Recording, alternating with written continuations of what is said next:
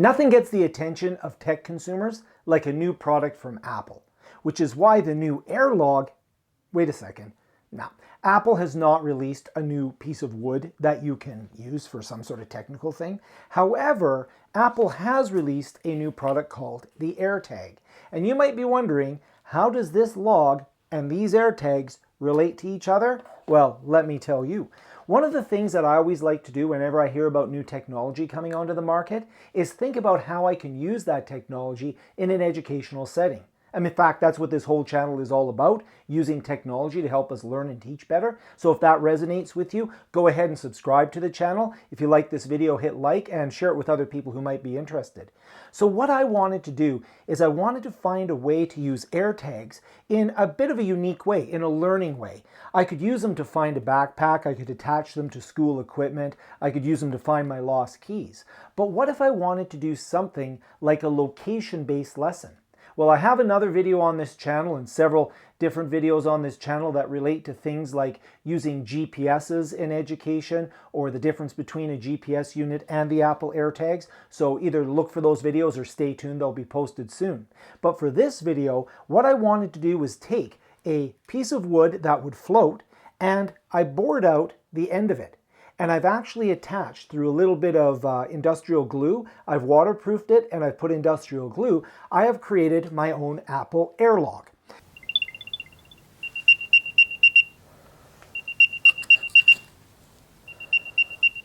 And the Apple Airlog can now be tossed into a river, and as it floats down the river, I want it to be picked up by different iPhones as it floats through the city, through different areas, and on its merry way down to the Atlantic Ocean. Where I live, all the rivers will flow to the Atlantic Ocean, although it's a very long journey. So the chances of this log making it to the Atlantic are very slim. In fact, you know, the continental divide's just a few hours the other way. I could probably have a little contest. Anyways, that's a video for another time. But what I do want to see is how far this gets, how often it encounters an iPhone in the wild, and how often those iPhones report back that it has seen this log floating in the river. And then, of course, when I find it in a location where it sits for a little bit, then I want to go to that location and attempt to retrieve it. I'm not sure if I'll be able to, but I'm certainly going to give it a good try because I'd rather not just leave it floating out there. But you know, for the sake of science and for the sake of learning, if I lose an AirTag, I lose an AirTag. But let's go have a look at how this can float down the river and see what happens when I take my new AirLog and throw it into the river. Okay, so here we have the log. And as you can see, just a regular log, but we have the AirTag there. And there we have a river. So it's a fairly fast moving river. We're going to go down a little ways and launch it. But the idea is to have it go down that river and see where it ends up. So as you can see, it's both a pretty wide river as well as a fast moving river. And it's right along the pathway that makes up most of our city's parks. It's a huge amount of park space here. So we get a lot of traffic along both the walkway and in the river. Okay, so I guess I'm going to do this with a one-handed toss. I've got my little handle on there, and let's see if we can get this this little log way out there, somewhere in the middle. Do an underhand throw, and off it goes. Okay, so there's the AirTag, off on its merry way. See where it winds up. Okay, so I'm back, and it's been about 24 hours. I did end up launching 2 of those logs into the river, one last night and one today. And I also put a stationary AirTag into a bench area in the park so that I could see how often I was alerted with iPhones that were in that area. And what I determined was really interesting, and it has some implications on using these for any type of educational purpose. And that is, we don't get constant notifications if we have multiple iPhones going past an AirTag. There is some built-in delay. What I mean by this is that the stationary tag that I have is in an area where people are walking through. Every so often somebody will stop, and that's kicking off a notification for me.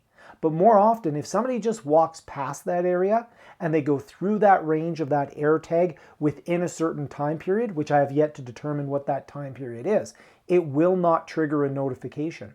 And the way that I tested this is that I left the area where I put the AirTag, and then I walked along the path past my AirTag, and it did not notify me that my AirTag was connected to my phone or that I was near it.